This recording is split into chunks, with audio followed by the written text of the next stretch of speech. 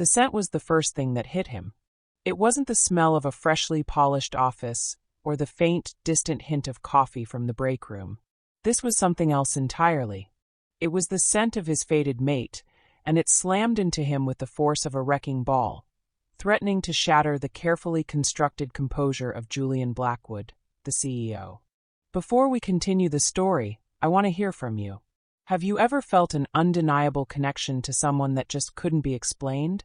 A kind of magnetic pull that felt like destiny? Tell me about your experience in the comments below.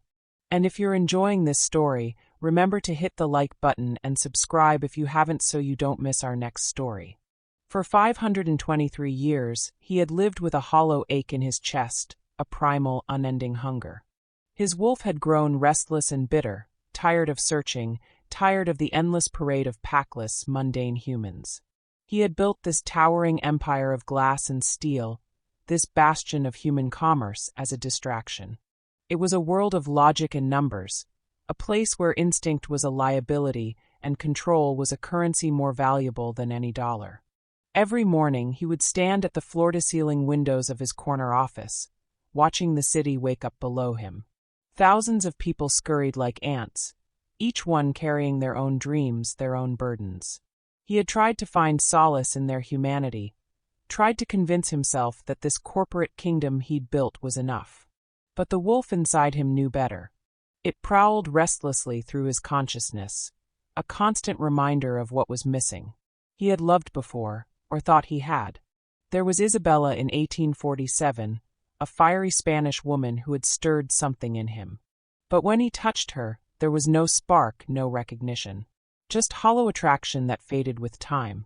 Then came Margaret in the 1920s, a brilliant suffragette who challenged his mind, but again his wolf remained dormant, uninterested. Century after century, decade after decade, he had searched, hoped, and been disappointed. His pack had started to worry. Marcus, his beta and oldest friend, had been dropping hints about stepping down, about letting someone younger take over the leadership. "You're becoming cold, Julian," Marcus had said just last week. An alpha without a mate loses his connection to the pack, to humanity itself. Julian had dismissed him with a growl, but deep down, he knew Marcus was right. The boardroom had become his hunting ground, hostile takeovers his prey. He was still an alpha, still protective of his pack, but the warmth, the connection, that had been slowly dying. And then she walked into his office. Through the smoked glass of his inner sanctum, he saw her. Her suit was professional, a tailored piece of gray that did nothing to hide the confident stride of a woman who knew her worth. She was late, a cardinal sin in his world, but the slight impatience in his chest was instantly replaced by a thundering, demanding pulse. A deep, guttural growl rose from his very core. His wolf was awake, fully, completely awake for the first time in centuries. He watched her approach his desk, a sleek slab of imported obsidian that had cost more than most people's cars. She placed a file on it with a decisive, almost defiant thud, then folded her hands neatly in front of her. She looked him in the eyes, dark, unwavering, a challenge in their depths. Most people trembled when they met his gaze. CEOs of Fortune 500 companies had broken into cold sweats under his stare. He saw no fear in her, only fire. "You're late," he stated, his voice a low, controlled rumble. He could feel the words straining against the force of his inner beast. His wolf wanted to speak in howls and demands, not polite reprimands. "Mine," his wolf whispered urgently. "My apologies, Mr. Blackwood," she said, her voice clear and steady. There was the slightest hint of an accent. Southern, maybe? The traffic was a nightmare. "It's a miracle I found the right building, let alone the right floor. Your security team is thorough." A ghost of a smile played at the corner of his mouth. Yes, they were thorough. They had to be when you were protecting a building full of werewolves trying to blend into human society. "They're paid to be thorough, MS?" "Olivia Chun," she replied, extending her hand. "From Alpha Solutions." The irony of the company name wasn't lost on him, but the moment her hand touched his, everything else faded away. The electric jolt that ran through him was unlike anything he'd experienced in over 5 centuries of existence. His wolf threw back its head and howled with triumph, a sound that thankfully only echoed in his mind. She was human, he could tell, but there was something else there. Something that called to every predatory instinct he possessed while simultaneously making him want to protect her from the world. Her eyes widened slightly, and he knew she felt it too. The bond, the connection, the undeniable pull of fate. His human mind took in the information. The logical explanation for her tardiness, the formal address, the way she maintained eye contact even after that shocking moment of contact. His wolf, however, was in complete upheaval. He wanted to leap over this ridiculous desk, pull her close, and inhale that scent until it was branded into his very soul. Every instinct, every primal command, told him to claim her, here and now in this sterile, silent room. He had to remind himself of the human world, of his carefully built empire, of the fragile human female who had just walked into his life and turned it upside down. He forced his eyes away from her, a monumental effort, and glanced down at the file. The words on the cover read, Alpha Solutions Financial Restructuring. He almost laughed. She was here to restructure his company, and his entire existence had just been restructured by her mere presence. He met her gaze again. Her eyes were a deep, rich brown, holding his with an intensity that promised she could see right through his professional facade. There was intelligence there, sharp and quick, but also something else. Warmth. Compassion. Things his world had been lacking for far too long. Sit, he commanded, the word coming out softer than intended, almost gentle. He watched as she pulled out the chair without a single hesitation, her spine straight, her eyes still locked on his. She was brave. Or foolish. He wasn't sure which. He was starting to suspect it was both. So, she said, settling into the chair and opening her briefcase with practiced efficiency, I've reviewed your company's financial records. Impressive growth over the past decade, but there are some interesting patterns in your expenditures. Interesting patterns. If she only knew. The security consultants were PAC members. The wellness retreats were full moon runs. The team-building exercises were territorial disputes with neighboring PACs. Julian Blackwood Industries was more than just a corporation. It was a cover for the largest werewolf pack on the East Coast. I'm sure there are, he replied carefully. We have unique operational requirements. She pulled out a tablet, her fingers dancing across the screen with practiced ease. The security budget alone is larger than some small country's defense spending. And these monthly executive retreats to your property upstate, they're scheduled with remarkable consistency. Every 28 days, to be precise. Julian's jaw tightened. She was observant. Dangerously so. We believe in regular team bonding. Mr. Blackwood, she said, leaning forward slightly, I'm not here to judge your business practices. I'm here to make them more efficient. But I can't do that if you're not honest with me about what your company actually does. The challenge in her voice made his wolf sit up and take notice. She wasn't intimidated by his wealth, his power, or his reputation. She was treating him like an equal, demanding transparency in a way that no one had dared to do in decades. What do you think we do, Ms. Chun? He asked, genuinely curious about her assessment. She studied him for a long moment, her head tilted slightly.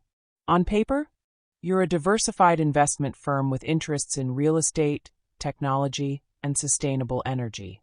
In reality, I think you're running something that requires a lot of security, a lot of privacy, and a lot of very loyal employees who are willing to work unusual hours for above-market wages. And what would you guess that something is? A smile played at the corners of her mouth. If I were a betting woman, I'd say you're either running a very sophisticated intelligence operation, or you're involved in something that requires the kind of discretion that only comes with either complete loyalty or complete fear. She was too close to the truth for comfort, but Julian found himself admiring her deductive skills. And which do you think it is? Loyalty or fear? Loyalty, she said without hesitation. I've seen fear-based organizations before. They're brittle, unstable.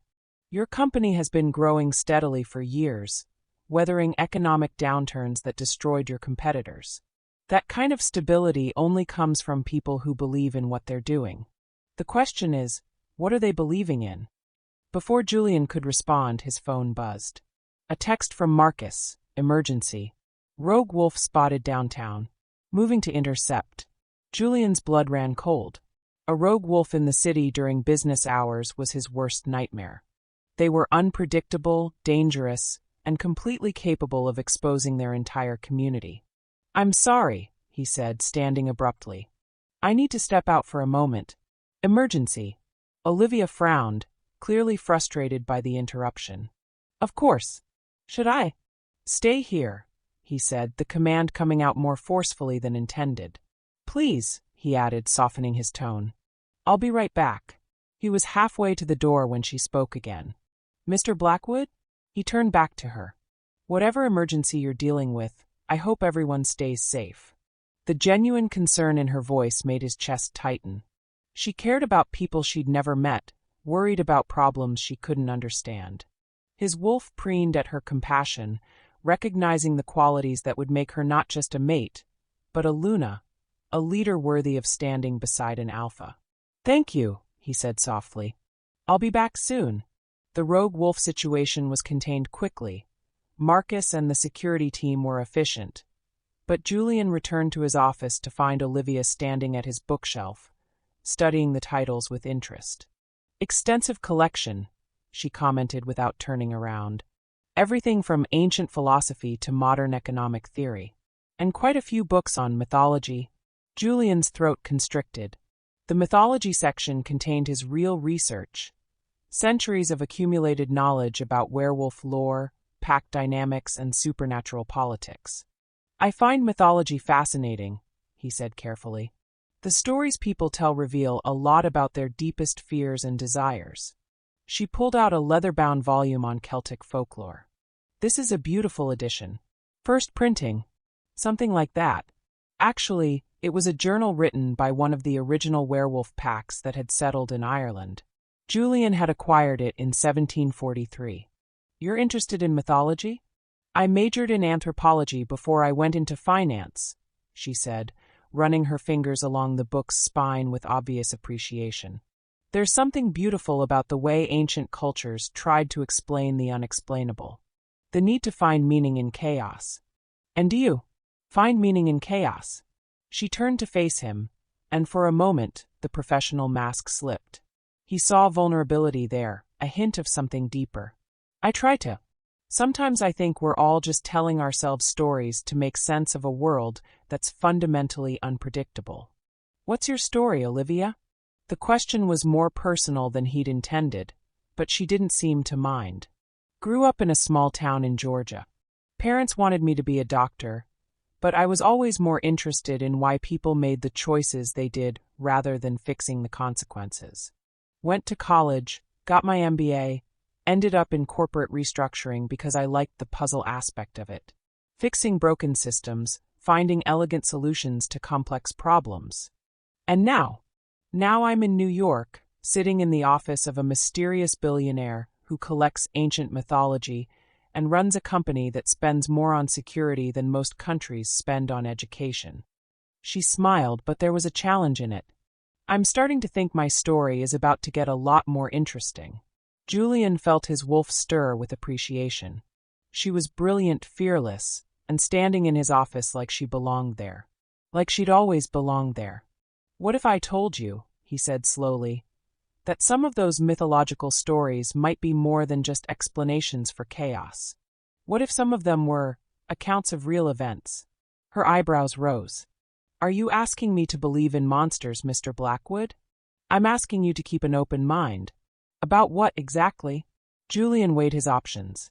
He could continue the charade, keep her at arm's length, and pretend this was just another business meeting. Or he could begin to trust her with the truth. His wolf was practically vibrating with the need to claim her, to mark her as his. But his human side knew that rushing would only frighten her away. "About the possibility," he said finally, "that the world is far stranger and more wonderful than most people realize. That there are things that exist outside the neat categories we've created for ourselves." She studied his face carefully. "You're not talking about mythology anymore, are you?" "No," he admitted. "I'm not." Before she could respond, the lights in the office flickered. Then again. Julian's supernatural senses immediately went on high alert. This wasn't an electrical problem. This was a threat display. Someone was challenging him, and they were doing it in a way that put Olivia in danger. "Mr. Blackwood?" Olivia's voice was steady, but he could hear the underlying tension. "What's happening?" The lights went out completely, plunging the office into darkness. Julian's wolf senses kicked in immediately. He could see perfectly, could smell the fear starting to emanate from Olivia, could hear the elevated heartbeat of multiple individuals moving through the building's lower floors. "Stay close to me," he said, his voice taking on the authoritative tone of an alpha giving orders to his pack. "Don't move unless I tell you to." "Julian."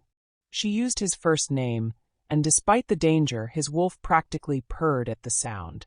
"What's going on?" The emergency lighting kicked in, casting eerie red shadows across the office. Julian could see 3 figures moving up the stairwell. They'd disabled the elevators. Professional. Coordinated. This wasn't random. "We need to move," he said, making a decision that would change everything. "Now!" He took her hand, and again that electric jolt ran through both of them. But this time, instead of stepping back, Olivia squeezed his fingers. "I trust you," she said simply. Those 3 words nearly brought him to his knees. She trusted him. This brilliant, beautiful woman who had walked into his life and turned it upside down was placing her safety in his hands. "Then follow me," he said. "And whatever you see, whatever happens, remember that I will never let anything hurt you." The project became their world, a sterile bubble of late nights and early mornings. Julian had assigned her the corner office adjacent to his own, a glass box with a view of the entire city. The physical proximity was a strategic choice, a means to sate his wolf's demanding need to keep her within sight. He told himself it was for efficiency, for quick answers to financial models and market projections. The truth was, he couldn't stand the thought of her being more than a few feet away. The attack on the building had been neutralized. Marcus and the security team had handled it with their usual efficiency, but it had served as a wake-up call. Julian's enemies knew about Olivia now. They had seen her as a potential weakness, a way to get to him. Instead of driving her away, the incident had somehow brought them closer. She had handled the crisis with remarkable calm, following his instructions without question, trusting him completely even when nothing made sense. When the lights came back on and the gas leak, the official explanation, was declared contained, she had simply returned to her work as if nothing had happened. But Julian knew better. He could smell the adrenaline on her, could see the way her hands shook slightly when she thought no one was looking. She was rattled, but she was also intrigued. The attack had confirmed her suspicions that Julian Blackwood Industries was more than just a regular corporation. She was a whirlwind of energy and intellect, throwing herself into the restructuring project with an intensity that both impressed and worried him. He'd find himself observing the way her hair fell around her face when she was deep in concentration, the way a small, thoughtful frown would appear between her brows when she encountered a particularly challenging problem, the quick, confident gestures of her hands as she explained complex financial concepts. It was an intimacy they had not earned, yet it felt as if they were the only 2 people left on the planet. "You don't sleep much, do you?" she asked one evening, finding him still at his desk at nearly midnight. "I don't require much sleep," he replied, which was true. Werewolves needed less rest than humans, especially alphas. "That's not what I asked." She perched on the edge of his desk, close enough that he could smell her perfume mixed with the unique scent that was purely her. "I asked if you sleep much. There's a difference between not needing something and not allowing yourself to have it." Julian looked up at her, struck by her perceptiveness. "You're very observant. It's part of my job. I notice patterns, inefficiencies, areas where systems could be improved." She tilted her head, studying him. "You're running yourself ragged, Julian. When was the last time you took a real break? A vacation? A weekend off?" He couldn't remember. For centuries, his work had been his distraction, his purpose. But now, looking at her concerned face, he felt something shift inside him. "I don't really do vacations. Everyone needs downtime. Even mysterious billionaires who may or may not be involved in something that requires armed security and electromagnetic pulse devices. Julian's eyebrows rose. Electromagnetic pulse devices? The building's electrical system didn't just fail last week. It was deliberately disrupted by someone with access to military-grade EMP technology. She smiled at his surprised expression. I told you I was observant. I also have a minor in electrical engineering. And you're not concerned about working for someone who apparently has enemies with access to military-grade technology? Oh, I'm concerned, she said. But I'm also curious. And maybe a little bit impressed. It takes someone pretty important to warrant that kind of attention. His wolf preened at her words, but Julian felt a stab of guilt. She was in danger because of him, and she didn't even know it. Olivia, I think maybe you should consider. If you're about to suggest that I quit, she interrupted. Save your breath. I've never walked away from a challenge in my life, and I'm not about to start now. This could be dangerous. So is crossing the street. So is flying in airplanes. So is falling in love. The last words slipped out before she could stop them, and Julian saw her eyes widen slightly.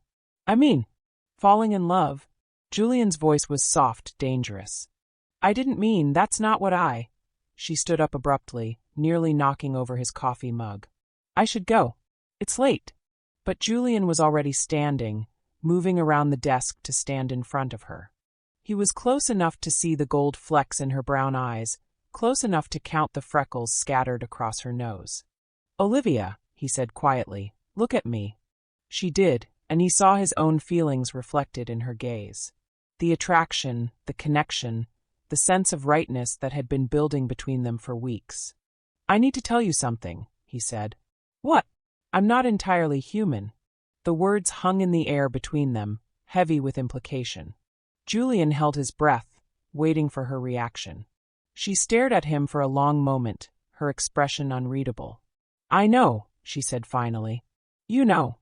I suspected. The way you move, the way you always seem to know things before they happen, the way your employees treat you. Not just with respect, but with the kind of loyalty that goes beyond a paycheck. And your eyes. She reached up to touch his face, and Julian leaned into her palm. Sometimes they flash gold when you're angry or protective. And you're okay with that? I don't know what you are exactly, she admitted. But I know who you are. You're brilliant, protective, generous to your employees, and you make me feel safer than I've ever felt in my life. Whatever else you might be, you're also the man I'm falling in love with. Julian's control snapped. He kissed her then, pouring centuries of longing and loneliness into the contact. She kissed him back with equal fervor, her hands tangling in his hair, her body pressed against his. When they finally broke apart, both were breathing hard. I'm a werewolf, he said against her lips. An alpha. I'm over 500 years old, and I've been waiting my entire life to find you. Werewolf, she repeated as if testing the word. That explains a lot, actually. Julian laughed, the sound rusty from disuse. That's not quite the reaction I was expecting. What were you expecting? Fear. Revulsion. You running away screaming. Why would I run away from the best thing that's ever happened to me? She kissed him again, softer this time. Besides, I always suspected there was more to the world than what we could see. This just confirms it. His behavior was erratic, a puzzle she couldn't solve. He would send her home with a curt order to get some rest, then find himself standing on his balcony, watching her car pull away from the parking garage below, his wolf restless and discontented until she was safely out of sight. Now that she knew the truth, or part of it, Julian found himself struggling with new challenges. His protective instincts, once dormant, were now a constant, low-level hum. He was always aware of her location, her mood, her every fleeting emotion. The bond between them was strengthening daily, and with it came both incredible joy and terrifying vulnerability. He began to notice things that had escaped his attention before. A creeping sense of being watched. He began to notice the small things that set off his alpha instincts. A black sedan parked down the street for too long, an extra pair of eyes in a passing taxi. The way certain people seemed to show up wherever Olivia went. He knew what it meant. His rivals, the other packs, had noticed his interest. They saw his newfound happiness as a weakness, a vulnerability they could exploit. The fact that she was human made her an even more tempting target. "You're doing it again," Olivia said one evening, looking up from her laptop. "Doing what?" "That thing where you pace around the office like a caged animal. You've been doing it more frequently lately." Julian forced himself to sit down, but his muscles remained tense. "I'm just thinking about the quarterly reports." "No, you're not. You're thinking about whatever threat you think is out there." She closed her laptop and gave him her full attention. "Talk to me, Julian. What's wrong?" He wanted to tell her everything, about the territorial disputes with the Newark pack, about the anonymous threats that had been arriving daily, about the way his wolf was going crazy with the need to claim her properly and keep her safe. But he also knew that knowledge would only make her a bigger target. "There are political complications," he said finally. "Other business interests that see our relationship as problematic." "Other business interests or other werewolves?" Julian's head snapped up. "How did you? You told me you were an alpha. That implies the existence of other werewolves. Probably organized into groups, packs, right? And if you're the alpha of this area, then there are probably other alphas in other areas. Basic territorial dynamics." She was too clever for her own good. "Yes," he admitted. "Other packs.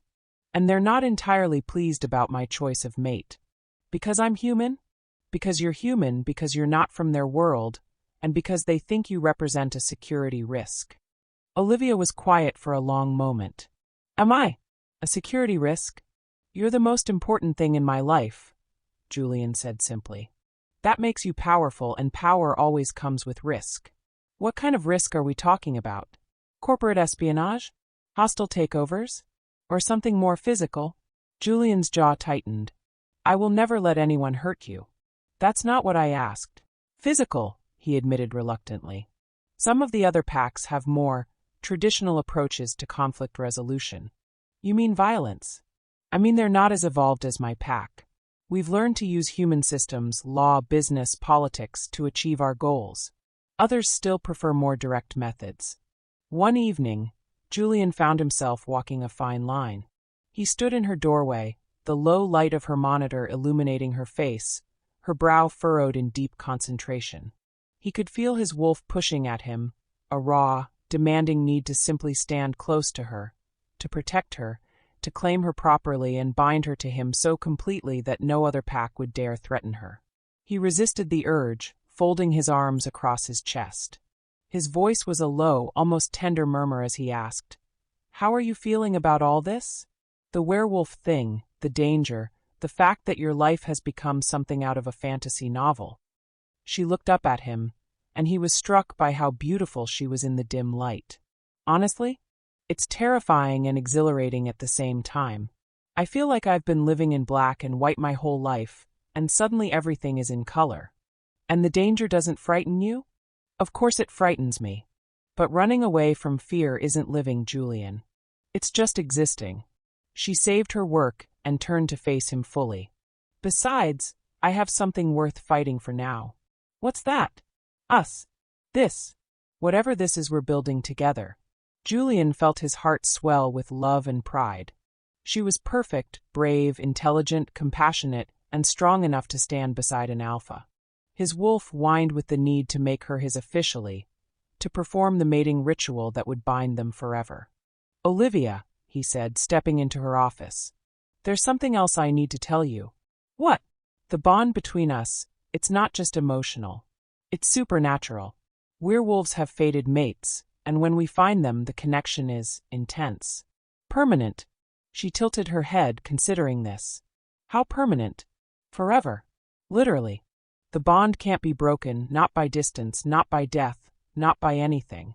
"And you think I'm your fated mate?" "I know you are. I felt it the moment you walked into my office. My wolf recognized you immediately." "What does that mean for me? Do I become a werewolf too?" "No. You'll remain human, but you'll be connected to me, to my pack, in ways that go beyond normal human experience. You'll live longer, heal faster, and you'll be able to sense my emotions, my location, my well-being." "And if I say no?" Julian's chest tightened. Then I'll respect your choice.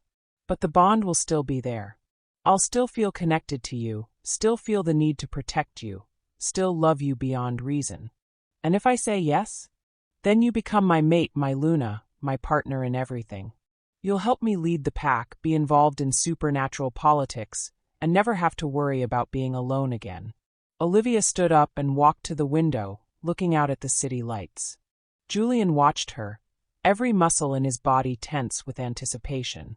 This pack you keep mentioning, she said finally. How many people are we talking about? 43 werewolves plus their human family members. About 80 people total. And they all work for you? They all work for the pack. The corporation is just how we support ourselves in the human world. What would my role be? As Luna, you'd be my partner, my advisor, my second in command. You'd help me make decisions about pack welfare, resolve disputes, plan for the future. You'd be their mother, their protector, their advocate. And if I'm not good at it?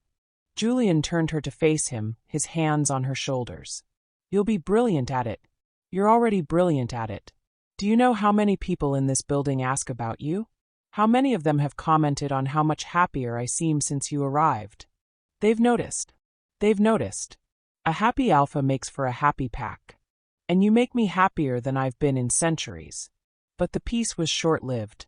The next morning, an email appeared on her screen. A seemingly harmless message from an anonymous sender with a link to a news article about a company-wide security breach.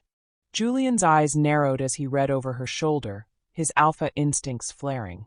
This wasn't a random threat. This was personal. This was a message. They knew about her, and they were watching. The article was about a different company entirely, but the implications were clear.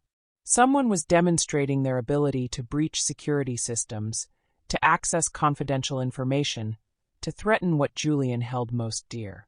His wolf's deep growl of possessiveness and territorial rage was barely contained. Julian's eyes flashed gold for a moment, a sudden, powerful shift of color in the low light of her office. She didn't see it, she was too focused on the screen, but he knew with a terrifying certainty that the quiet phase of their relationship was over. A direct threat had been made. His two worlds, human and wolf, were on a collision course, and he could no longer keep her safe from the shadows without revealing his own true nature completely. Julian. Olivia's voice was concerned. You're growling. He hadn't realized he was making the sound out loud. Sorry. This email, it's not what it appears to be. What do you mean? It's a threat. Someone's telling us they can access our systems, our information, our people. Our people? You, Julian said grimly. They're threatening you. The time for subtlety was over. It was time for him to claim his mate, to make it clear to every supernatural creature in the city that Olivia Chen was under his protection. And anyone who threatened her would answer to him. The tension was a physical thing, a constant, low-level thrum in the air between them. Julian had not left her side since the email arrived. He found excuses, more work to go over, a need for her input on a minor detail. To stay with her, to follow her to the elevators, to stand just a little too close as they waited. He was a sentinel, his posture rigid, his senses stretched to the breaking point. Marcus had tried to talk to him about it. You're making everyone nervous, his beta had said. The pack can feel your anxiety. They're starting to think something's seriously wrong. Something is seriously wrong, Julian had replied. Someone's threatening my mate. Then do something about it. Officially claim her, mark her, make it clear to every supernatural creature in the tri-state area that she's under your protection. This hovering thing you're doing isn't helping anyone. But Julian couldn't bring himself to take that final step. Claiming Olivia would change her life irrevocably. She would be bound to him, to his world, to his dangers. She would never be able to go back to her normal human life. He walked her to the parking garage, the silence between them broken only by the echo of their footsteps on the concrete floor. His hand hovered an inch from the small of her back, a constant, unfulfilled need to guide and protect her. The air was thick with tension, with unspoken words and unfinished business. She felt it too. He could see it in the way she kept glancing at him, the way her breathing had become slightly elevated. Julian, she said as they reached her car. We need to talk. About what? About the fact that you've been acting like my bodyguard for the past week. About the way you watch me like you're expecting someone to attack at any moment. About the way you're treating me like I'm made of glass. Julian ran a hand through his hair, frustrated. I'm trying to protect you. From what? From who? From my world. From the consequences of being with me. That's not your choice to make, she said firmly. I'm a grown woman, Julian. I can make my own decisions about what risks I'm willing to take. Not if you don't understand what those risks are. Then explain them to me. All of them. Stop trying to shield me from the truth. Julian was about to respond when he caught a scent that made his blood run cold. The moment the doors to the garage slid open, he knew. The scent of ozone and stale exhaust was tainted by something else. Wolves he didn't recognize. Low, hostile beta scents. He had walked into a trap. His instincts screamed for him to throw her behind him, to pull her away, but it was already too late. Two figures emerged from the shadows between the cars. They were bigger than average men, their movements too fluid, too silent. Julian recognized them immediately.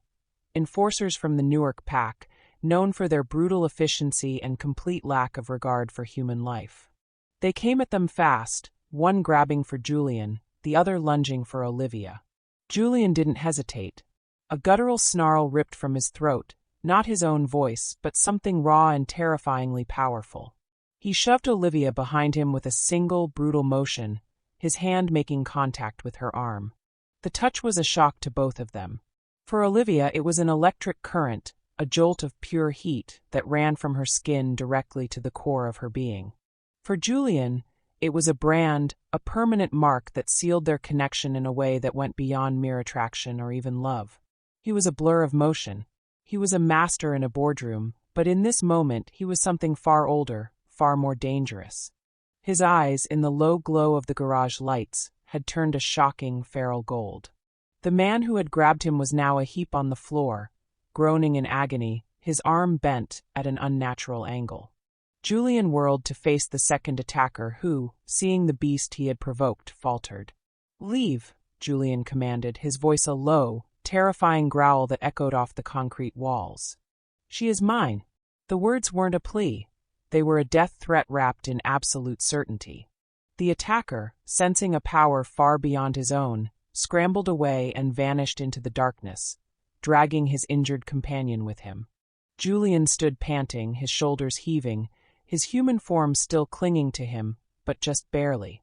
A low, keening whine escaped from his throat, a sound of relief and possessiveness. He turned to face her, the golden light still flickering in his eyes.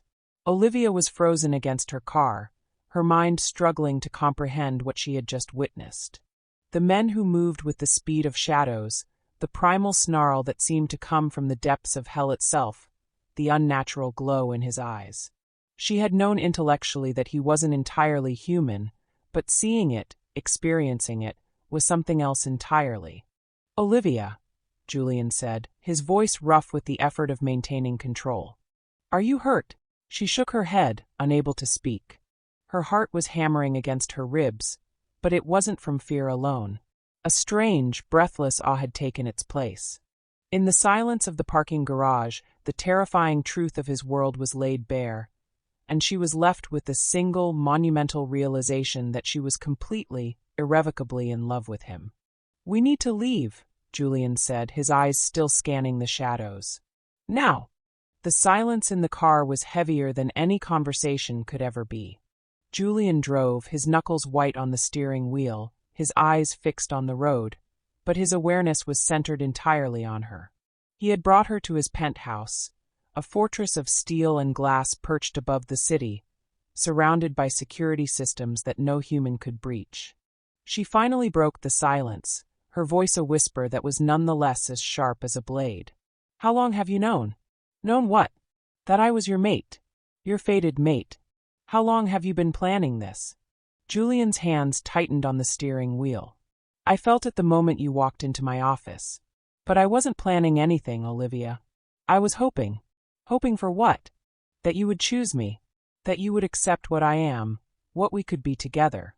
She was quiet for a long moment, staring out at the city lights below. Those men tonight, they would have killed me, wouldn't they? Yes. Because I'm human? Because I'm weak? Because you're mine, Julian said fiercely. Because they know that hurting you would destroy me.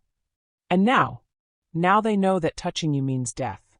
Olivia turned to look at him, studying his profile in the dim light of the car. I felt it too, she said finally. In the garage when you touched me. Something changed. Something permanent. Julian's breath caught. The bond. It's been building between us for weeks, but tonight, when I was protecting you, it completed itself. What does that mean? It means you're mine and I'm yours. Forever. It means I can feel your emotions, your pain, your joy. It means that no matter where you go, no matter what happens, part of me will always be with you. And I didn't get a choice in the matter? Julian pulled into his private garage and turned off the car. You always have a choice, Olivia. The bond exists, but you can choose to reject it. You can choose to walk away. And if I do, then I'll let you go. But I'll never stop loving you, never stop wanting to protect you, never stop hoping that someday you'll come back to me. She unbuckled her seatbelt and turned to face him fully. What if I don't want to walk away? What if I want to stay and fight and build something beautiful with you? Julian's eyes flashed gold again, but this time with hope rather than rage. Then you'll be my Luna, my partner, my equal. You'll help me lead the pack, and I'll spend every day of my immortal life making sure you never regret choosing me. Immortal life? The bond extends your lifespan. Not forever, but centuries. We'll have time, Olivia. Time to build something incredible together. She leaned across the center console and kissed him, soft and sweet and full of promise. Then let's build something incredible. The world outside Julian's penthouse was colder and more dangerous than she had ever imagined. But inside, wrapped in his arms, Olivia felt safer than she had in her entire life. They had talked through the night, sharing stories, fears, hopes, and dreams. Julian had told her about his pack, about the responsibilities of being an alpha, about the way werewolf society worked. In return, she had shared her own dreams, of making a difference, of finding a place where she truly belonged, of building a life that mattered. As dawn broke over the city, they both knew that they had found what they had been searching for. So, Olivia said, curled against his chest as the first rays of sunlight streamed through the floor-to-ceiling windows, when do I meet the pack? Julian's arms tightened around her. Are you sure you're ready for that? I'm sure I'm ready for whatever comes next, as long as we face it together. He kissed the top of her head, breathing in her scent, marveling at how perfectly she fit against him. Tonight. There's a pack meeting tonight. I'll introduce you as my mate, my Luna. And they'll accept me? They'll love you, Julian said with absolute certainty. Because you make their alpha happy. Because you're brave and kind and strong. Because you're exactly what this pack needs. What if I'm not good at it? What if I make mistakes? Then we'll learn together. That's what partners do. The pack meeting was held in the penthouse's main conference room, but the atmosphere was nothing like a corporate board meeting. These were Julian's people, his family, his responsibility, his heart. They ranged in age from teenagers to elderly, all of them watching Olivia with curious but respectful eyes. Marcus stepped forward first, offering her a warm smile. So you're the one who's been making our alpha actually smile during meetings. I do my best, Olivia replied, earning a few chuckles from the group. She's also the one who figured out our security vulnerabilities and restructured our finances to be more efficient, Julian added. She's brilliant. And she's not afraid of him when he gets all growly, added Sarah, one of the pack's younger members. We've all noticed. The evening continued with introductions, stories, and questions. Olivia found herself relaxing more with each passing hour. These weren't monsters or creatures from a horror story. They were people, families, friends, individuals who had found each other and built something beautiful together. What do you think? Julian asked as the last pack member left. I think, Olivia said, slipping her arms around his neck, that I'm exactly where I'm supposed to be. Even though your life will never be normal again? Normal is overrated, she said, kissing him softly. Besides, I've always been more interested in extraordinary. Julian's wolf practically purred with contentment. His mate was perfect, brave, intelligent, compassionate, and strong enough to stand beside an alpha. She had chosen him, chosen his world, chosen to build a life that would be anything but ordinary. "I love you," he said, the words carrying the weight of centuries of longing and hope. "I love you too," she replied. "Forever." As they stood together in the penthouse, looking out at the city that would never look the same to her again, Julian knew that his search was finally over. He had found his mate, his Luna, his partner in all things. The hollow ache in his chest was gone, replaced by a warmth that would last for centuries to come. His pack was complete. His heart was full. And the woman in his arms was his forever. What did you think of their journey? Have you ever felt that kind of instant connection with someone? Let me know in the comments below. And don't forget to hit that subscribe button and ring the notification bell so you never miss our latest stories.